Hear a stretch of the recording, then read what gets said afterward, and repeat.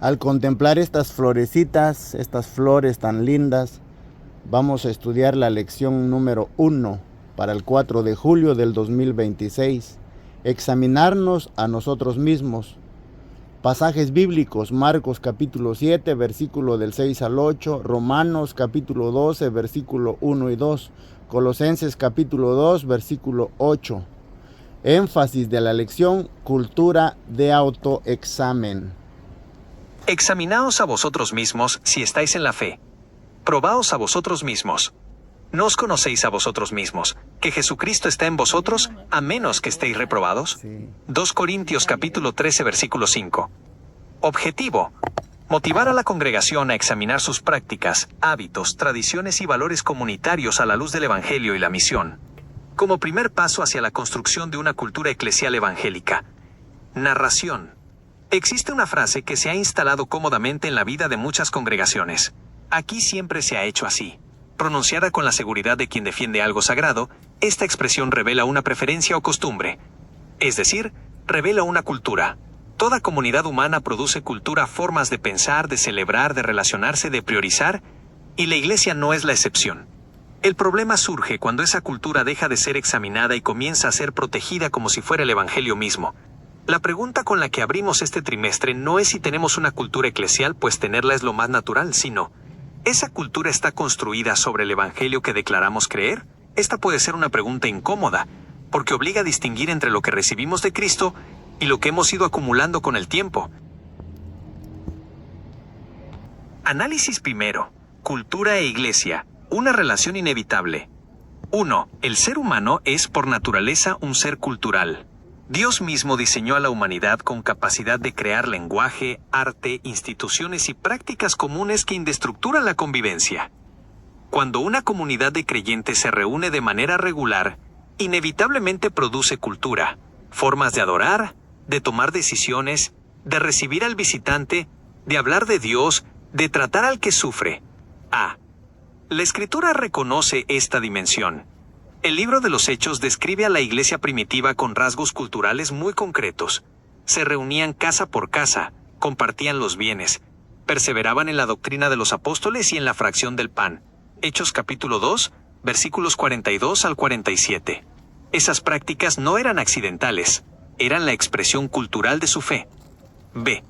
El peligro no está en tener cultura, sino en olvidar que toda cultura humana, incluso la cultura interna de una iglesia, es susceptible de desviarse. Pablo lo reconoce en su carta a Corinto, donde tiene que corregir prácticas comunitarias que habían distorsionado la celebración de la Cena del Señor. 1 Corintios capítulo 11 versículos 17 al 22. Una práctica puede volverse rutina, y la rutina puede convertirse en obstáculo. Peor aún cuando esa rutina es una práctica que esconde injusticia y pecado. 2. El Evangelio no es una cultura entre otras, es el criterio que evalúa todas las culturas, incluyendo la nuestra. Esta distinción es decisiva. El apóstol Pablo no invita a los romanos a adoptar la cultura judía ni la greco-romana como estándar de vida. Los invita a ser transformados por la renovación del entendimiento. Romanos capítulo 12 versículo 2. Colosenses capítulo 2 versículo 8 advierte contra la filosofía y la vana ilusión según las tradiciones de los hombres y no según Cristo. Pablo no condena la reflexión ni la tradición como tales. Condena el momento en que una tradición humana usurpa el lugar que solo a Cristo le corresponde. ¿Ha ocurrido eso en alguna práctica de su congregación? ¿Cómo lo sabe? Comparta. B. La cultura eclesial no es neutra. Puede ser formativa o deformante. Puede ser vehículo del espíritu o resistencia a él. Por eso la tarea no es defender la cultura que tenemos, sino someterla continuamente al examen bajo la lupa del Evangelio. 2.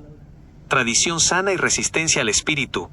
3. No toda tradición es un obstáculo. Hay prácticas que condensan la sabiduría acumulada de la comunidad creyente a lo largo del tiempo y que han demostrado formar el carácter de Cristo en sus miembros. El problema no es la tradición en sí, sino la actitud con que la sostenemos. Jesús mismo distingue entre la tradición que honra a Dios y la que lo deshonra. En Marcos capítulo 7 versículos 6 al 8 cita a Isaías para señalar que es posible honrar a Dios con los labios mientras el corazón está lejos de él. La clave no es la práctica observable, sino la orientación interior que la produce y el fruto que genera. Comente. B. Una tradición es sana cuando cumple 4 condiciones. 1. Tiene fundamento escritural claro o es consecuente con el espíritu del Evangelio. 2. Sirve al propósito más alto de manifestar el reino en la tierra. 3. Forma a los creyentes en amor, humildad y servicio para la misión. Y 4. Está abierta a ser revisada cuando el Espíritu lo indique. ¿Cómo evaluaría las tradiciones más arraigadas de su congregación con estos 4 criterios? Opine. 4. La resistencia al Espíritu, en cambio, ocurre cuando una práctica se vuelve intocable, cuando la propuesta de revisarla genera más defensa que discernimiento. El libro de los Hechos registra que incluso la iglesia primera tuvo que enfrentar este desafío.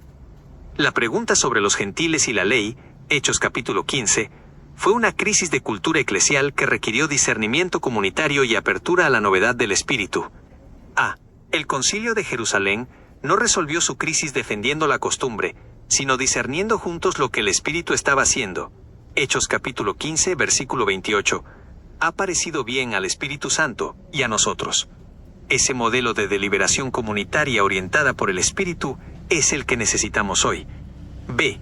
La señal de una cultura eclesial madura no es la ausencia de tradiciones, sino la capacidad de examinarlas con honestidad y gratitud. Gratitud por lo que han aportado, y honestidad para reconocer lo que ya no sirve a la misión.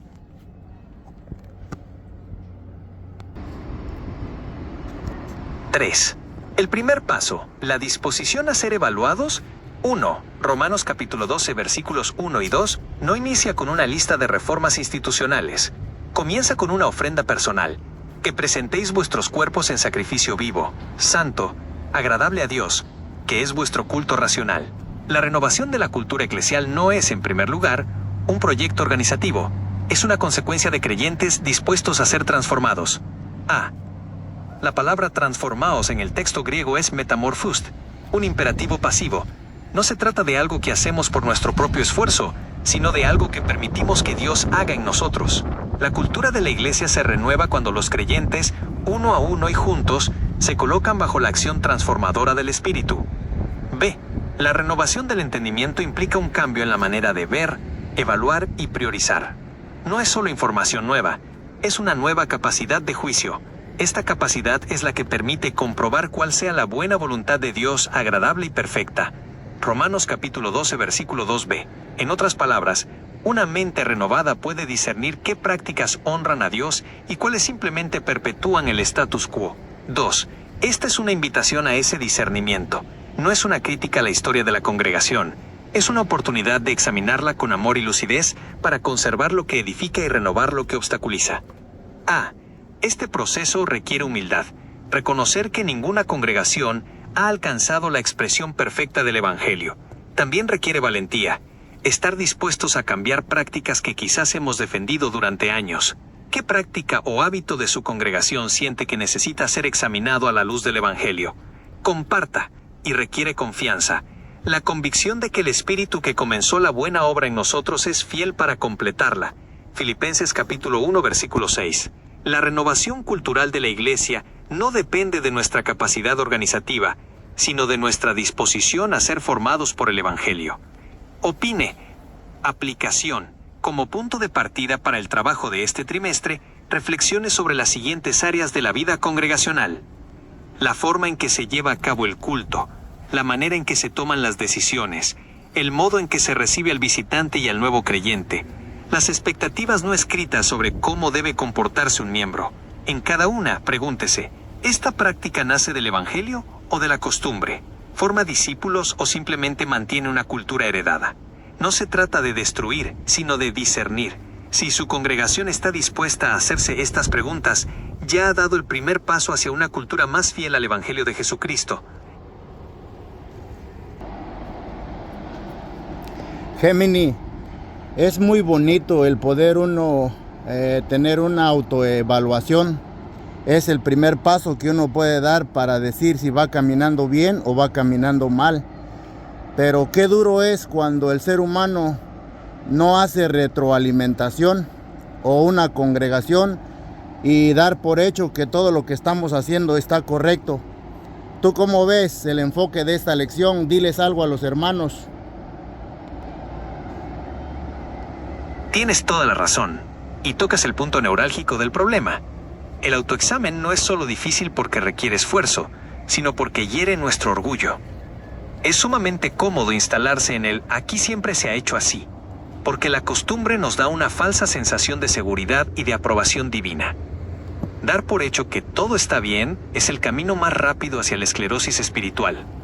El enfoque de esta lección es brillante y profundamente necesario.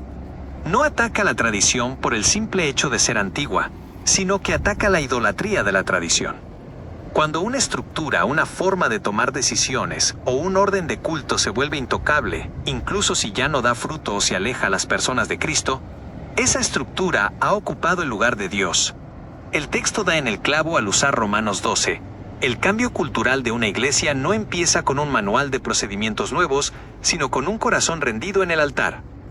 Si pudiera compartir unas palabras con los hermanos que van a estudiar esta lección, les diría lo siguiente. Un mensaje para los hermanos. Queridos hermanos, evaluar lo que hacemos no significa borrar nuestra historia ni despreciar el esfuerzo de quienes nos precedieron.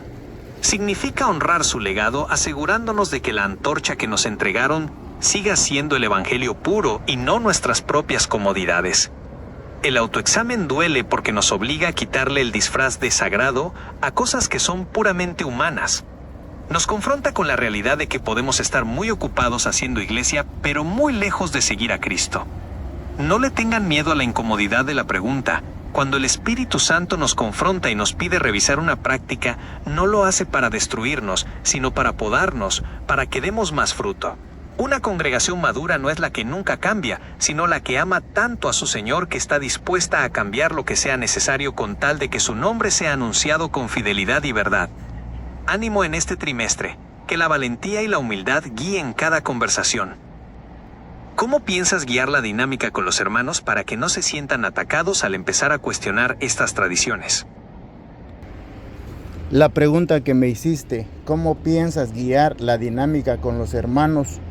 Cada expositor en el púlpito tiene la dinámica y lo que más me interesa es de que los hermanos lo tomen con madurez, porque cuando hay madurez puede haber una autoevaluación muy dinámica y madura, sin herir y sin lastimar, y que todo lo que se analice en el trimestre tenga sus resultados a pesar de tener una buena evaluación. Conclusión. La iglesia es al mismo tiempo comunidad del Evangelio y comunidad humana, con su propia cultura. Esa cultura puede ser una expresión auténtica de vida de Cristo o puede convertirse en un obstáculo para ella. El llamado de Pablo en Romanos capítulo 12, versículo 2, sigue vigente. No os conforméis, transformaos. El Señor no nos pide que protejamos lo que hemos construido, sino que lo sometamos a su señorío. Este trimestre es una oportunidad para hacerlo juntos con gratitud por lo recibido y con esperanza por lo que el Espíritu quiere hacer en nosotros. Seamos una iglesia dispuesta a ser evaluada por el Evangelio que predica.